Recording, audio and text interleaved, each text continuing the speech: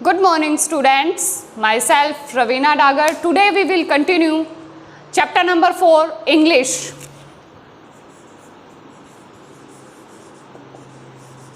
Name of the chapter, The Old Clock. The Old Clock Shop.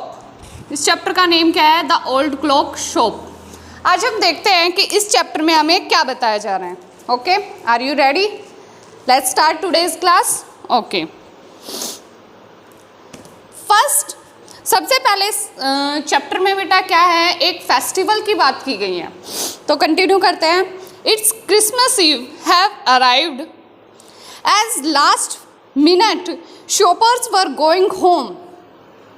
क्या है? Christmas ewe का यानी कि क्रिसमस डे जो सेलिब्रेशन होता है वो आने वाला था और लास्ट मिनट में जो शॉपकीपर है गोइंग होम यानी कि जो शॉपकीपर है वो कहाँ घर जाने वाले थे. A thick white sheet of snow layer lay over salt lake city USA. Yet the light was still burning in the old clock shop. यानी कि अभी भी एक शॉप थी जो पुरानी घड़ियों की दुकान थी, वहाँ पर जो लाइट थी वो क्या थी? अभी भी जल रही थी. एज रे इट्स ओल्ड डीफ ओनर, और उसका मालिक कौन था? एक बूढ़ा और बहरा इंसान था. Worked on a clock he had sold that day. और वहाँ पर क्या कर रहा था? उन घड़ियों की दुकानों पर काम कर रहा था और उस दिन उन घड़ियों को बेच रहा था. हैविंग फिनिश्ड हिज वर्क, जैसे ही उसने अपना कार्य फिनिश किया, रे स्टूड अप, जो रे था वो खड़ा हुआ. And was on his way to back room, और अपने उस रूम कमरे की ओर चलने लगा. When cold rush of air from the front door hit the back of his neck. एक हवा का ठंडा सा झोंका क्या करता है? उसकी डोर को ओपन कर देता है, हिट करता है और उसकी गर्दन पर आकर लगता है. He turn to meet a last minute shopper but his old wise eyes told him that this was a not a shopper. वो किससे मिलने आया था? लास्ट मिनट में उस शॉपर से मिलने आया था, लेकिन उसकी जो बूढ़ी और वाइज आंखें हैं क्या बता रही थी उसको कि वो शॉपर नहीं है, यानी कि वो जो दुकानदार है वो नहीं है. ही टू मैन, उन्होंने क्या देखा? दो आदमियों को देखा. वन इन हिज 20s, एक क्या था? 20 एज का था. दी अदर क्लोजर टू 50, और दूसरा क्या? 50 साल का था. The younger man remained eight the door. The older man approached the counter with no sign of friendliness in his eyes.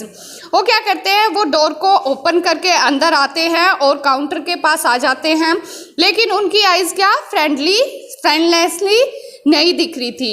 रे was able to hide his growing fear and as he slowly pushed a notepad and a pencil across the counter.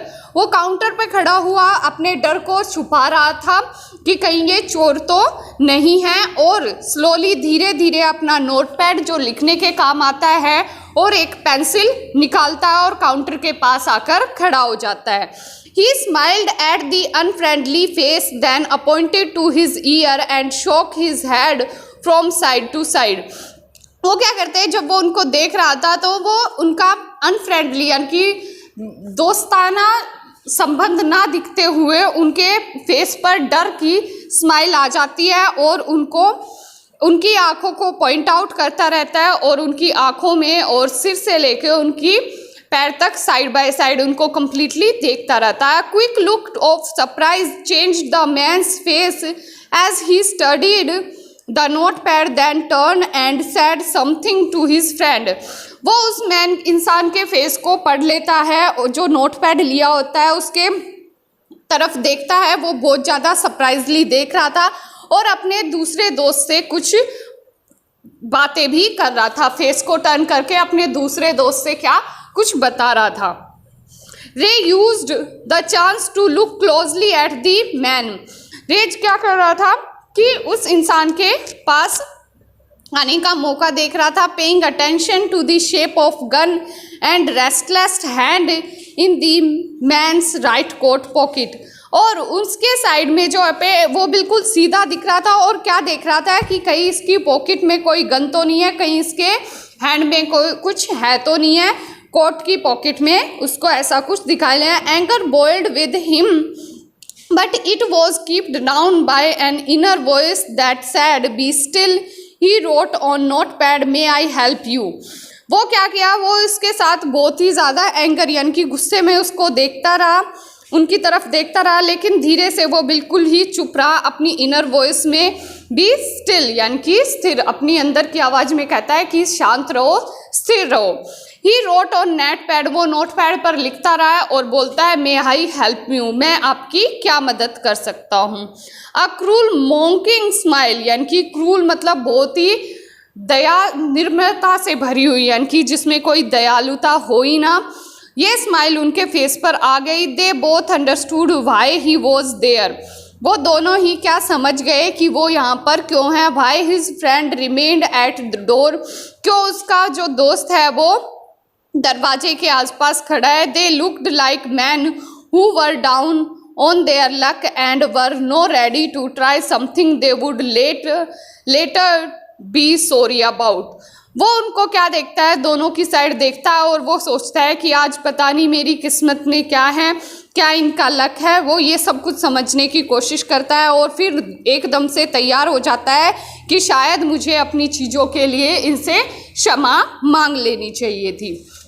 यानी कि एक छोटी सी, इसमें क्या बताया गया है, एक छोटी सी पुरानी सी शॉप है, वहाँ पर एक बूढ़ा इंसान जो बहरा भी है वो काम करता है। जैसे ही वो अपने काम को ख़त्म करके अपने रूम में एंटर होता है घर जाने के लिए, तभी दरवाजे पर एक हरकत होती है, गेट खुलता है और हल्का सा हवा का झोंका उसकी गर्दन पर आके लगता है। ठीक है, दो इंसान होते हैं, एक को वो क्या रखते हैं गेट के, एक जो दरवाज़ा है उसके बाहर रहता है और दूसरा गेट को ओपन करके अंदर आ जाता है।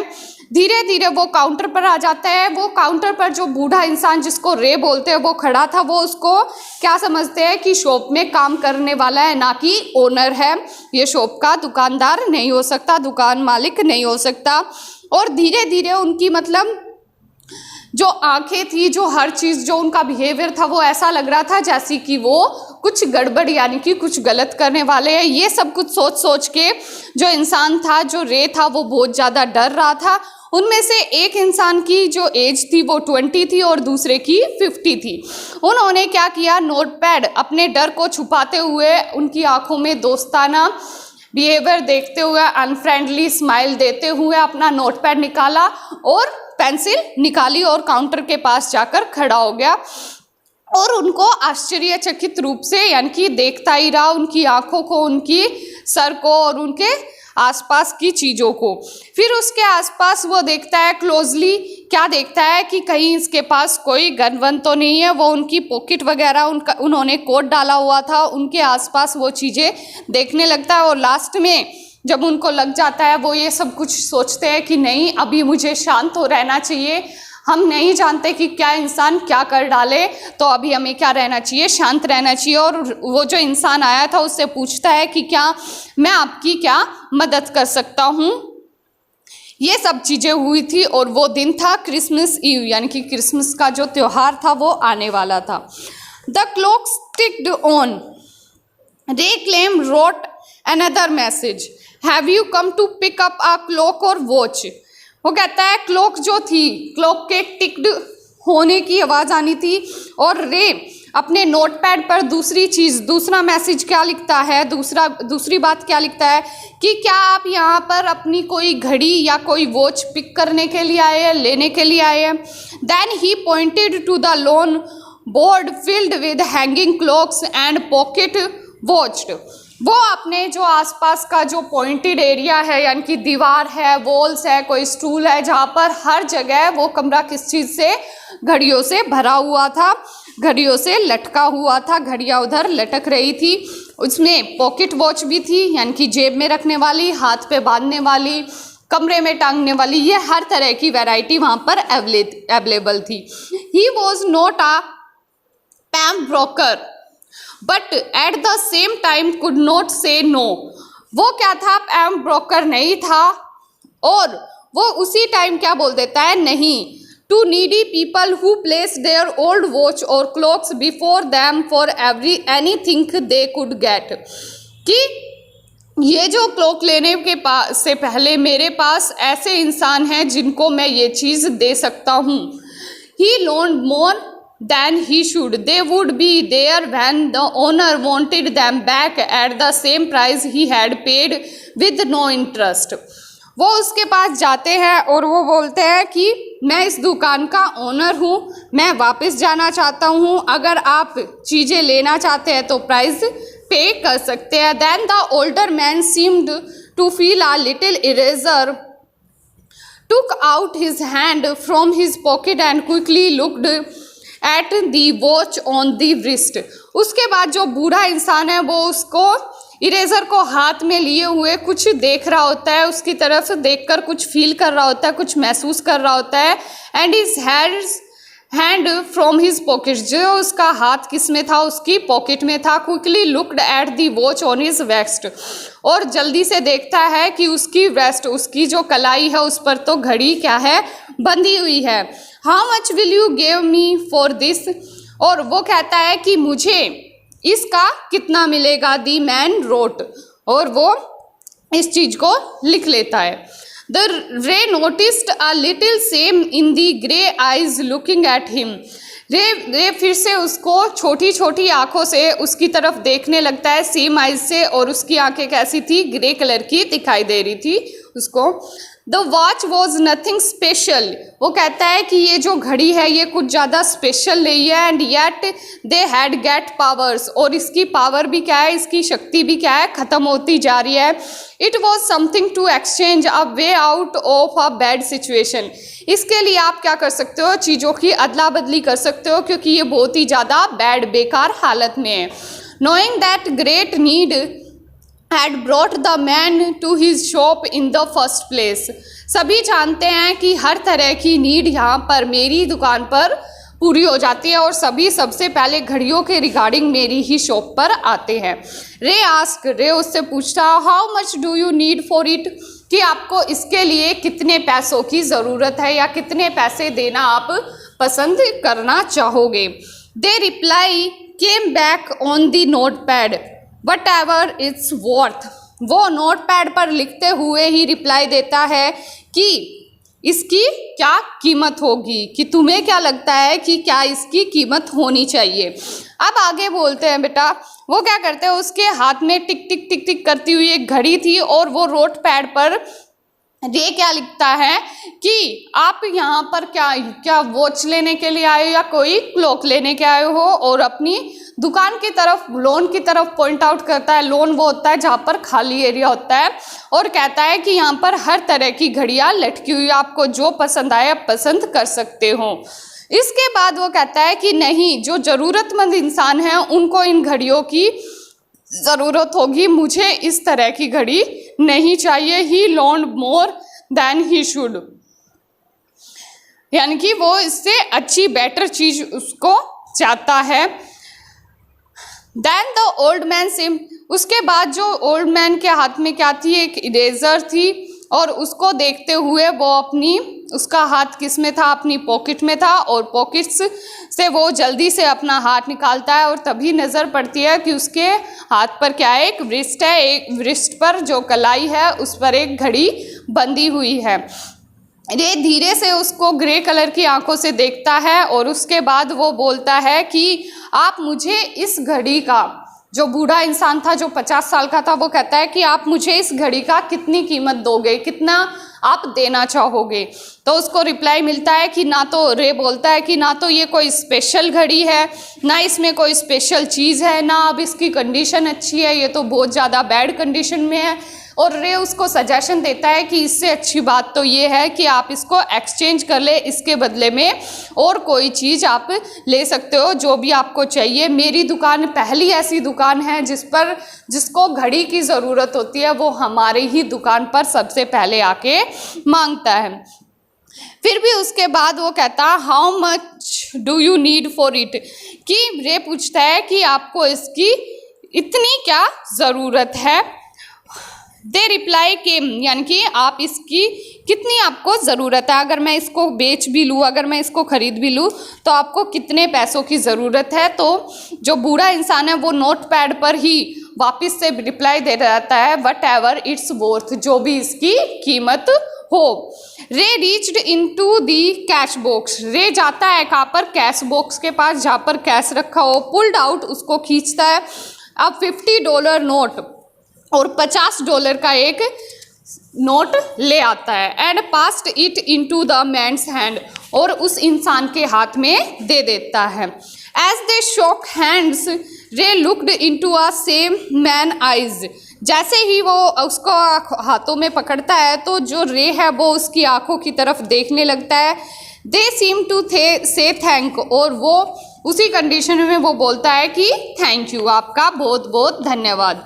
They both new the watch was not worth that much, वो दोनों ही जानते थे कि इस वॉच की इससे ज़्यादा कीमत नहीं है।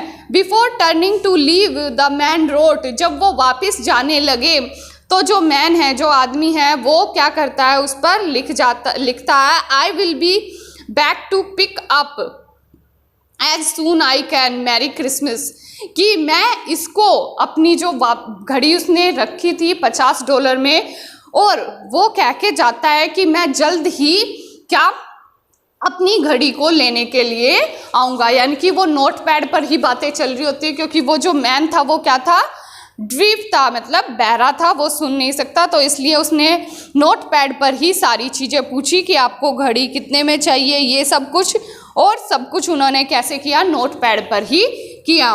The little story ended on a half hour with the clocks talking all together. The timepiece, which had been looking on silently all at while, rang out the time with such feeling that even Ray thought he would hear them. इसमें क्या बता रहा है बेटा, यही story, ये आधे घंटे की स्टोरी यहीं पर क्या हो जाती है, ख़त्म हो जाती है। लेकिन इसमें क्या बताया जा रहा है कि चुपचाप होना भी कभी कभी कितना कुछ हमें बता जाता है। रे thought he would hear them, रे उनकी हर चीज़ को बहुत ही अच्छे से सुनता है। Their sweet musical message was filled with hope, उसका जो ये वापस लेने का जो छोटा सा मैसेज था वो उसको किससे, आशाओं से भर देता है। The timeless message of peace on earth, ये जो मैसेज था, यानी कि समय जो होता है वो कभी खत्म नहीं होता, ये हमें किसका मैसेज दे रहा है, धरती पर शांति का। गुड विल टूवर्ड्स ऑल, कि हमारे पास हर आसपास अच्छी जो इच्छाएं हैं वो हर जगह फैली हुई है। इसके साथ साथ was filled by their 3 men was stood in the old clock shop, और जो उन 3 इंसानों के बीच में जो बाहर खड़ा हुआ था, जो अंदर खड़ा हुआ था, और इसके साथ साथ जो कहाँ पर उस शॉप में उस ओनर के साथ खड़ा हुआ था, उन्हीं सब के बीच में ये मैसेज है कि किस तरह से कभी कभी हम कुछ भी ना कहते हुए भी बहुत कुछ कह जाते हैं। और उनकी स्टोरी का यहीं पर थोड़ा सा दी एंड हो जाता है। और जब वो जाने लगता है तो वो उसको कहता है कि मैंने ये घड़ी आपको दी है, लेकिन जल्द ही मैं अपनी इस घड़ी को वापस लेने के लिए आऊँगा। क्लियर है? इस चैप्टर में बताया गया है कि हम किस तरह से हर चीज़ को महसूस कर सकते हैं, किस तरह से सबसे पहले वो इंसान आए तब रे किस तरह से उनसे डरा हुआ था, कैसी घबराहट वाली उनके अंदर फीलिंग्स थी, ये सब कुछ। और जब वो जाने लगा तो किस तरह से वो उनको एक पैगाम देके गया है, एक पीस देके गया है, ये सब कुछ हमारे सामने आ जाता है। अब हम डिस्कस करेंगे बेटा चैप्टर नंबर 4 के क्वेश्चन आंसर। क्लियर है? इस चैप्टर के आज हम करेंगे क्वेश्चन आंसर।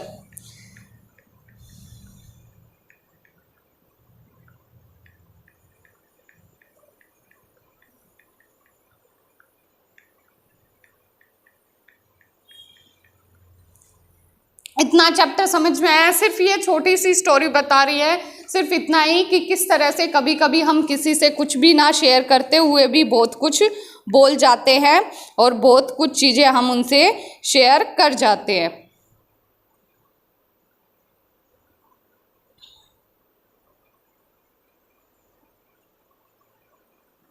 ठीक है, अब करते हैं हम इस चैप्टर के क्वेश्चन आंसर। हाँ जी, फर्स्ट क्वेश्चन है व्हाई मेड रे think the visitor was not a real shopper. किस तरह से रे ये सोच समझ जाता है कि जो विजिटर आए थे, अजनबी लोग आए थे, वो क्या थे, शॉपर नहीं थे, कस्टमर नहीं थे, ग्राहक नहीं थे। रे वॉज डीप, रे क्या था, गूंगा और बहरा था, लेकिन अच्छे तरीके से इंसानों को जज करना जानता था। हिज ओल्ड वाइज आइज, जो उसकी बूढ़ी आंखें थी, वो told him that the new visitor to his shop not a customer, जो उनकी बूढ़ी आंखें थी, उन्होंने उसको बता दिया कि जो विजिटर, जो अजनबी लोग आए हैं, वो क्या नहीं है, कस्टमर नहीं है, ग्राहक नहीं है। There was no friendliness in his eyes, उनकी आंखों में कोई दोस्ताना व्यवहार नहीं नजर आ रहा है। नेक्स्ट सेकंड क्वेश्चन है why do you think he had come to the shop. आप क्यों सोच रहे हो कि वो शॉपकीपर, फिर जो शॉपर थे, जो ग्राहक थे, वो शॉप पे क्यों आए होंगे। The visitor had not come to shop buy anything, जो विजिटर, जो अजनबी लोग थे, वो शॉप पर, जो दुकान थी, उस पर कुछ भी खरीदने के लिए नहीं आए थे। Perhaps his intention was to loot the owner of his cash, उनकी इंटेंशन, उनकी मन में क्या चाह थी कि जो ओनर का कैश है, जो दुकानदार का कैश है, उसको लूट लिया जाए। Next question number 3, how did communicate with him. रे किस तरह से इंसानों से कम्युनिकेट, बातें करता था। रे कुड नॉट स्पीक और नॉर हियर, रे ना तो बोल सकता था, ना ही सुन सकता था।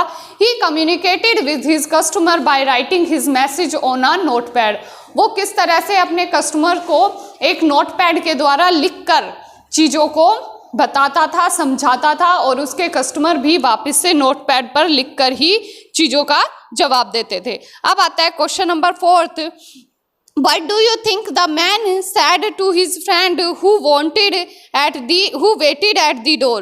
जो दरवाजे के दूसरी साइड उसका जो दोस्त खड़ा हुआ था, जो उसका इंतजार कर रहा था, वो उससे क्या बता रहा था, या उस इंसान के बारे में बताओ कि जो वो दरवाजे की दूसरी ओर खड़ा था, वो क्या सोच रहा था। क्वेश्चन नंबर 4, वो क्वेश्चन नंबर 4 है कि what do you think the man said to his friend who waited at the door. तुम्हें क्या लगता है कि वो इंसान जो अंदर आया था, वो अपने बाहर खड़े हुए दोस्त से क्या बोल रहा था। द ओल्ड मैन पॉइंटेड, अपनी आंखों को और अपने हेड के आसपास के एरिया को हाथ लगाकर वो एक से दूसरी साइड हिला रहा था अपनी गर्दन को। इससे वो कह रहा था कि अपने जो उसका दोस्त था, जो उसकी कंपनी में था, उसका फ्रेंड सर्कल था, वो उसको ये मैसेज दे रहा था कि जो ओनर है इस दुकान का, वो ना तो सुन सकता और ना ही बोल सकता है। नेक्स्ट क्वेश्चन नंबर 5 बोल रहा है Ray was not a broker, he did lend money to people in exchange of their old watches and clock. जो इंसानों को अब उनकी पुरानी चीज़ें देकर क्या करता है, पैसे देता है। तो आंसर है he did not land money on interest, वो जो पैसे देता है वो इंटरेस्ट पर, ब्याज पर नहीं देता। He was kind and helpful, वो बहुत ही ज़्यादा दयालु और मददगार सिद्ध होता है। He could not say no to the needy people, ना ही वो किसी इंसान को कभी पैसों के लिए मना करता है। जिस इंसान को पैसों की ज़रूरत होती है वो उसको पैसे दे देता है। नेक्स्ट क्वेश्चन है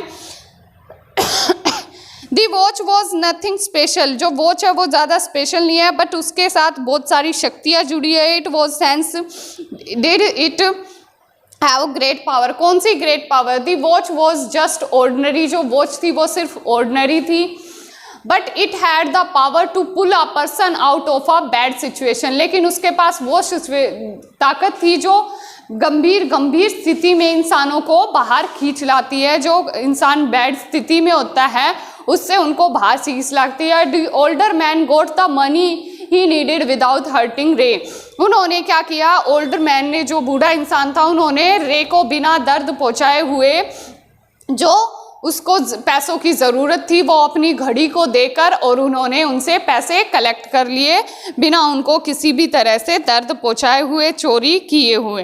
नेक्स्ट क्वेश्चन है do you think the man would ever come back to pick up the watch, क्या तुम्हें लगता है कि जो वो इंसान था वो कभी अपनी घड़ी लेने के लिए वापस आया होगा। आगे वो बोल रहा है कि नहीं, वो इंसान कभी भी अपनी वॉच लेने के लिए वापस नहीं आया होगा, क्योंकि ऑलमोस्ट उसको उस वॉच के बदले में बहुत ही ज़्यादा हाई प्राइस मिल चुका है। नेक्स्ट क्वेश्चन है, किस तरह से when did unfriendly face of the visitor turn truly friendly? जो उसका अदोस्ताना बिहेवियर था वो किस तरह से दोस्ती में तब्दील हो गया? इसका आंसर है when he got a $50 note for his ordinary watch. जब उसे एक सिंपल सी वॉच के लिए $50 का नोट मिला, $50 मिले, he felt obliged and happy. वो बहुत ही ज़्यादा उस डीफ इंसान का आभारी हो गया और वो बहुत ही ज़्यादा खुश हो गया था। इसी तरह से उसका जो अनफ्रेंडली फेस था फ्रेंडली फेस में तब्दील हो गया। ये था आपका chapter number 4 with question answer के साथ कंप्लीट।